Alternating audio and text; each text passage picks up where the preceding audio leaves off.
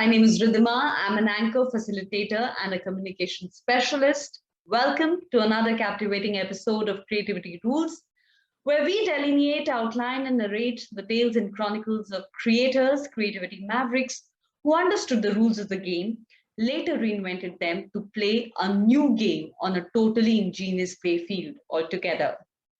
In today's episode, we will be exposed to the story behind the creation and curation of Fedex, the man who made the Fedex story possible, Mr. Fredrick Smith, and the journey he had to traverse to arrive at the spectacular success of Fedex. One interesting and intriguing aspect about Fredrick Smith was that he was crippled by a bone disease at a young age, but eventually recuperated by the time he turned 10. He had great interest in flying and became an amateur pilot as a teenager. In 1962, he entered Yale University, and while he was an undergraduate, in 1965, he wrote an economics paper in which he explained his ideas of an overnight delivery service. He observed that as society became more and more automated, computer companies would need to ensure that their products were dependable in relevance to computerized information age. They would need a far more efficient system to get their deliveries on time. His economics paper explored the process of transportation of goods in the United States. He found that the shippers relied on transporting large packages across the United States by means of truck or passenger airplanes. Smith thought of a more efficient transportation idea.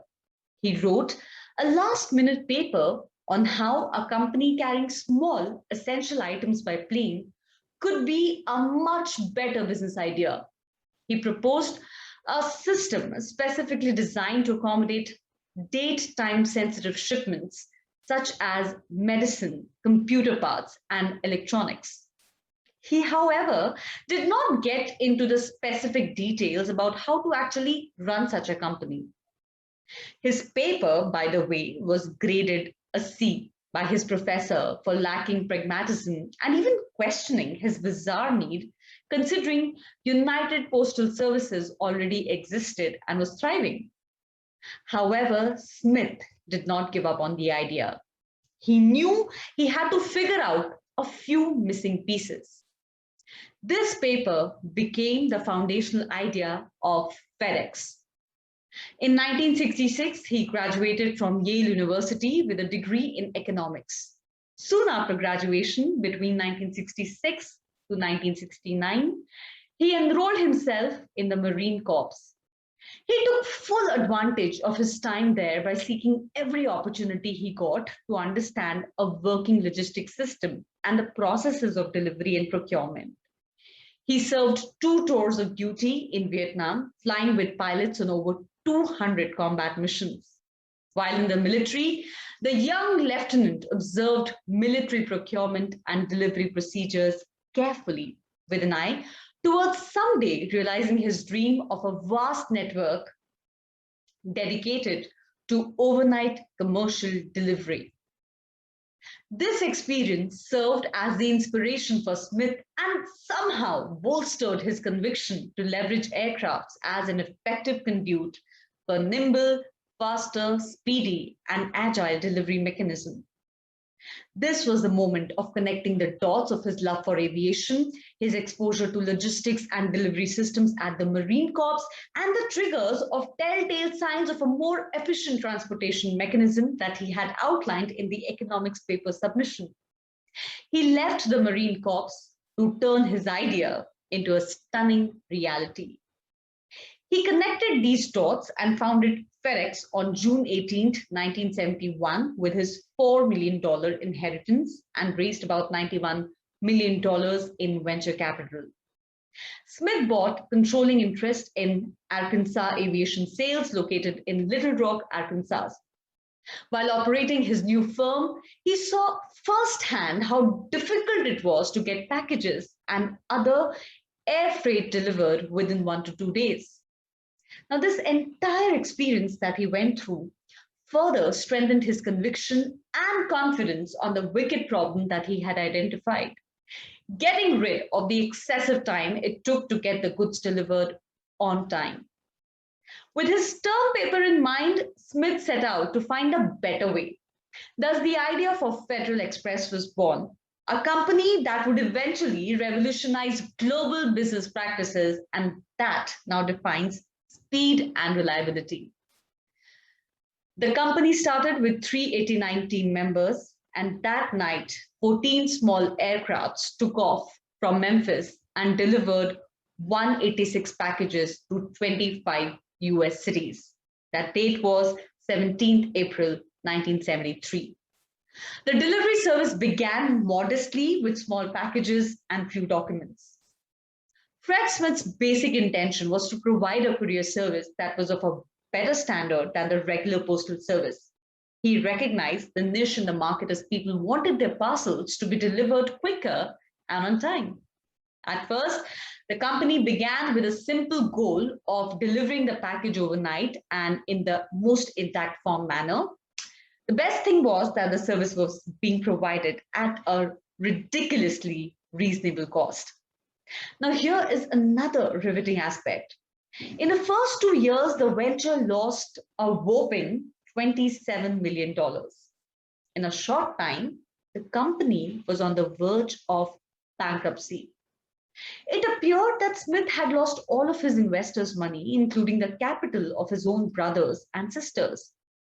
Desperate to pay bills and leverage the last $5,000 in the Fedex bank account, he flew to Las Vegas to play a game of blackjack, winning a whopping $27,000, which kept the company afloat for 1 week, covering the fuel cost of the jets. He later said that he was very committed to the people who had signed on with him. And if they were going down, they were going to go down with a fight. But as luck, or rather as an outcome of his really unrivaled determination, the company was able to raise $11 million in subsequent months. There's a quote by Mark Twain which states that it is not the size of the dog in the fight, it is the size of the fight in the dog. If you think about it, Fred Smith flying to Las Vegas to play a game of blackjack for quick money at a time when his company was at the brink of bankruptcy was actually a bizarre idea, but it turned out to be an ingenious approach that somehow highlighted his staying power in his idea, his conviction in his endeavor, and the initiative of really revolutionizing the way global shipments work. His intent was to buy that extra 1 week that could keep FedEx going and moving forward while he hunted for the funds which were needed to keep the company afloat. The inference here is that creative thinkers are also avid risk takers, and they can come up with the most unconventional solutions to tackle the problem at hand. His problem at that particular time was to keep the company afloat for 1 more day, for 1 more week, and he chose to gamble. From being America's first company to hit billion-dollar revenue in a short span of 10 years, to a string of international acquisitions, intercontinental operations have led to consolidate FedEx's position as a global player across geographies, to segueing into a portfolio of solutions to create a more diversified corporation of different but related businesses. FedEx has beautifully integrated and built on the ideas of other companies to leverage its potential in its full throttle and harness the emerging wisdom.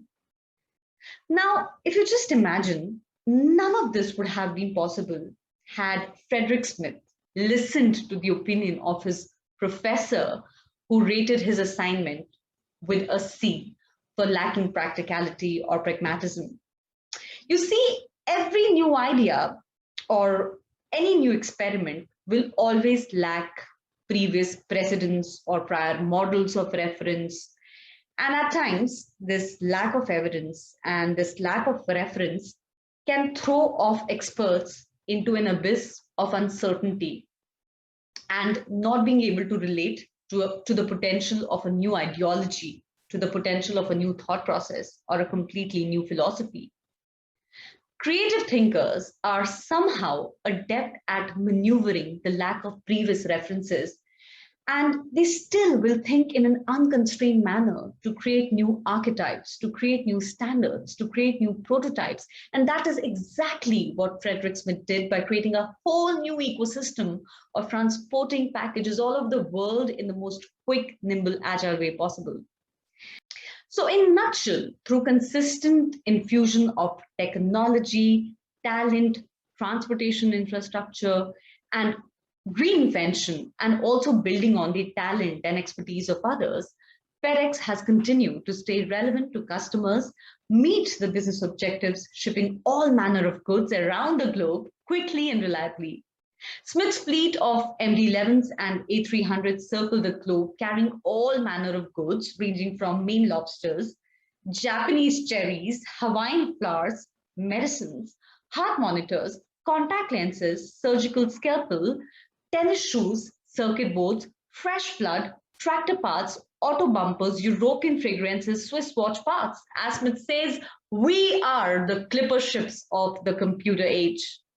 And all of this had not been possible had he got discouraged by the great C that he got for his term paper. So, what does this story imply for us?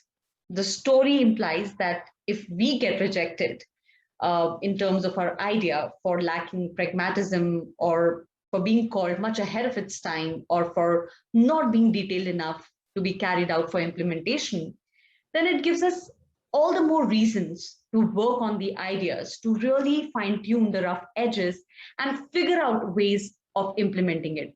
What's the worst thing that can happen? We'll fail, but we'll learn a lesson. So don't step away or shy away from experimentation just because your ideas, your expression was met with a tough glance from people around you. Have conviction in them and start experimenting because action is better than analysis. With this is Ridima signing off. Keep watching Creativity Roots.